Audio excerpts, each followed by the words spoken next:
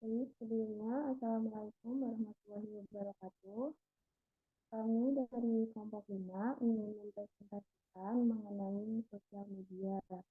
Sebelum memulai presentasi pada siang hari ini, perkenalkan kami dari kelompok 5 yang terdiri atas anggota yang pertama, Dila Nurhida dengan NIM 091, Ivana Insani Angelia Saputri dengan NIM 096, dan yang terakhir Aprilia Intan dengan NIM 107. Baik, mari kita memasuki sesi materi.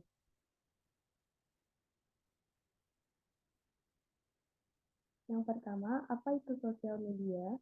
Secara keseluruhan, media sosial merupakan sebuah media untuk bersosialisasi antara manusia satu dengan lainnya, dilakukan secara online yang memungkinkan manusia untuk saling berinteraksi tanpa dibatasi ruang dan waktu. Media sosial juga merupakan platform untuk tempat belajar, berbagi, dan terlibat dengan cara yang bermakna, meningkatkan pengalaman online dan offline. Tujuan media sosial sendiri yang pertama merupakan koneksi pribadi, terhubung dengan orang lain, berbagi momen, serta mengekspresikan diri. Yang kedua, sebagai informasi dan hiburan. Dengan adanya media sosial, manusia akan tetap terinformasi serta menemukan beragam konten dan dapat menikmati segala hiburan. Yang terakhir adalah pembelajaran dan dampak sosial. Dengan adanya media sosial, kita mampu belajar, berkontribusi pada kegiatan sosial, dan terlibat dalam berbagai komunitas.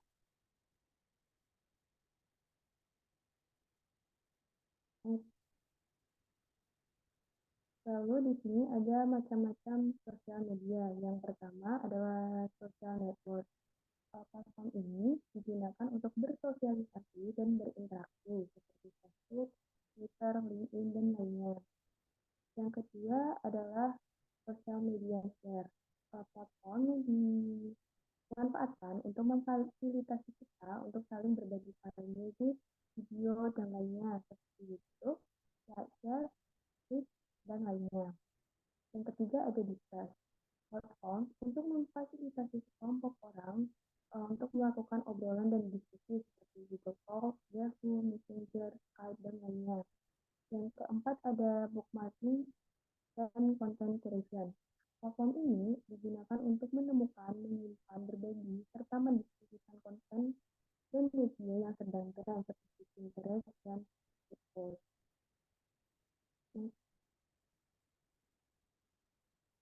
Lalu ada publik. Platform ini digunakan untuk membagikan ide, pendapat, pengalaman, seperti WordPress, Wikipedia, blog, Wikipedia, dan Tweet. Selanjutnya ada social game.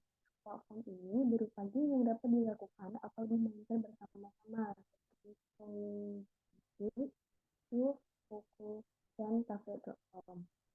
Selanjutnya ada MMU, yaitu Massive Multiplayer Online, merupakan platform untuk bermain game online berbasis multiplayer seperti The Elder, WhatsApp, Message, dan Conan. Selanjutnya ada social shopping. Platform ini digunakan untuk memudahkan bagi penjual dan pembeli untuk saling berinteraksi dalam aktivitas jual beli seperti OLX, Bukalapak, Tokopedia, dan lainnya.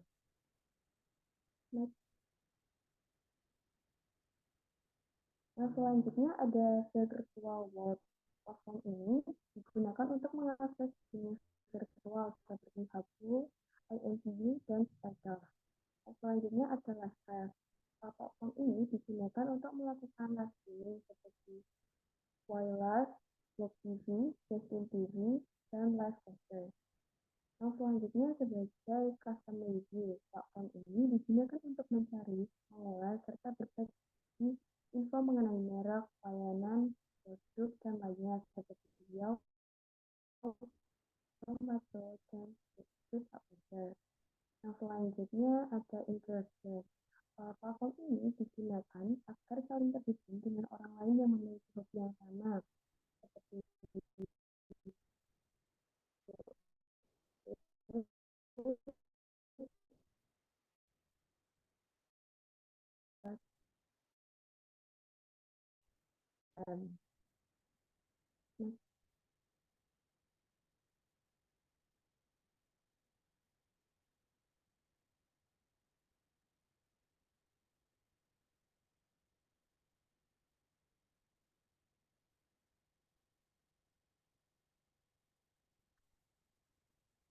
Lalu selanjutnya ada anonimus sosial.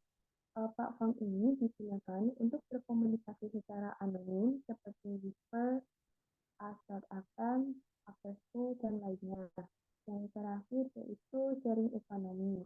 Platform yang digunakan untuk menjual serta membeli produk layanan atau jasa seperti Airbnb, Traveloka, Gojek, Grab, Netflix, dan lainnya. Selanjutnya akan dibacakan oleh Mbak Julia.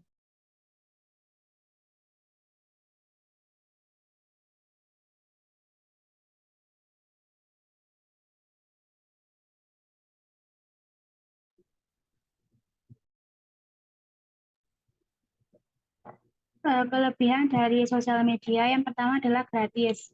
Untuk menikmati layanan media sosial, pengguna hanya membutuhkan untuk mengunduhnya, membuat akun baru, dan mendaftarkannya ke media sosial tersebut. Setelah proses selesai, pengguna dapat menikmati semua fitur yang tersedia di media sosial tanpa dipungut biaya. Yang kedua, mudah digunakan. Tampilan yang simpel dan mudah dimengerti membuat media sosial mudah digunakan oleh segala usia, mulai dari mengupload foto atau video, memberikan informasi, atau membuat konten, semua dilakukan hanya dengan sekali pencet.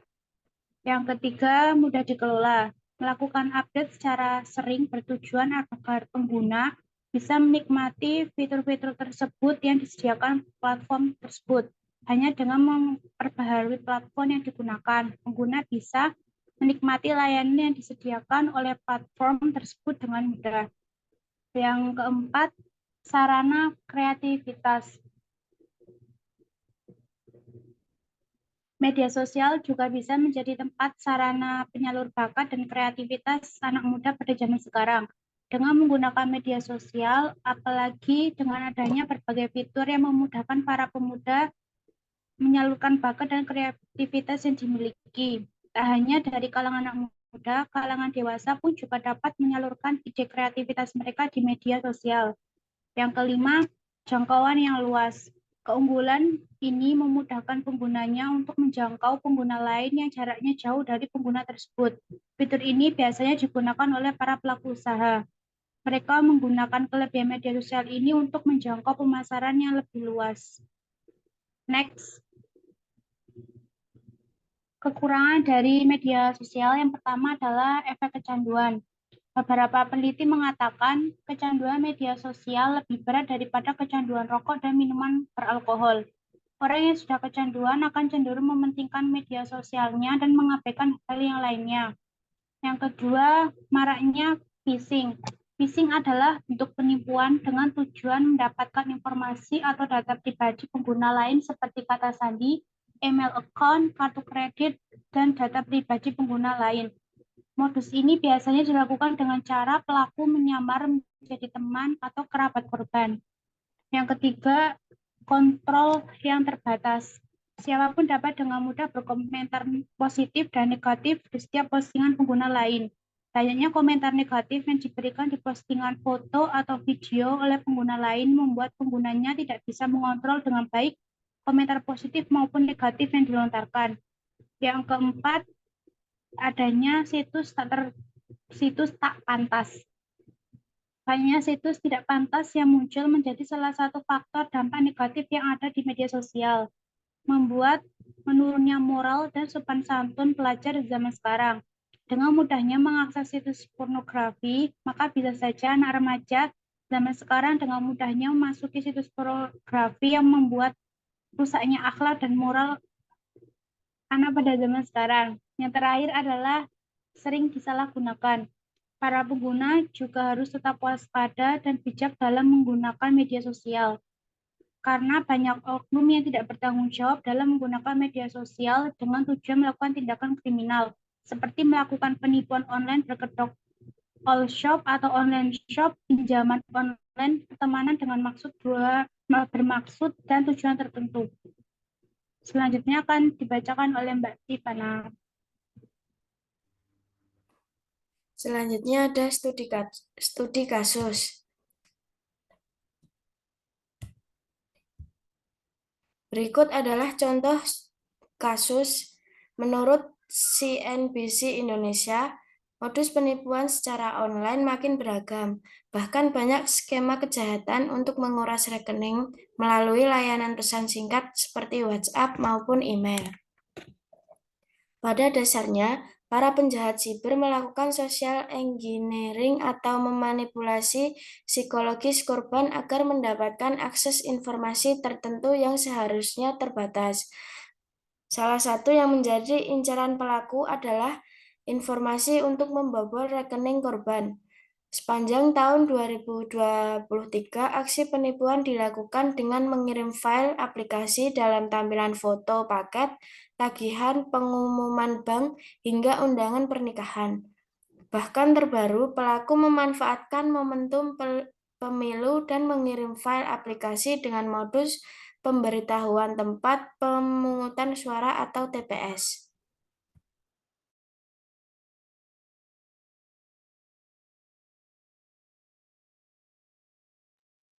Baik, sekian presentasi dari kami. Bila ada salah kata, salah informasi, maupun salah tindakan, kami mohon maaf. Sekian, wassalamualaikum warahmatullahi wabarakatuh.